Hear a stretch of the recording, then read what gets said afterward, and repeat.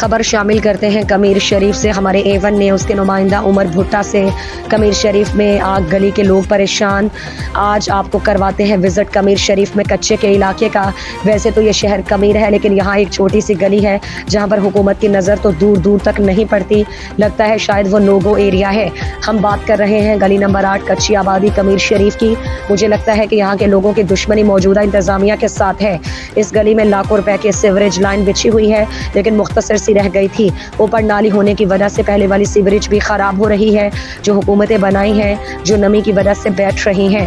اور پورے کمیر میں کوئی بھی گلی آپ کو کچی نہیں نظر آئے گی سوائے 8 نمبر کے۔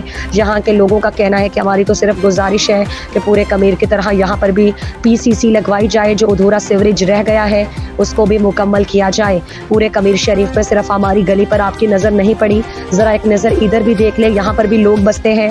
گلی والوں کا کہنا ہے کہ اگر ہماری سنوائی نہ ہوئی تو ہم احتجاج پر مجبور ہوں گے۔ ہم خیال پریس کلب۔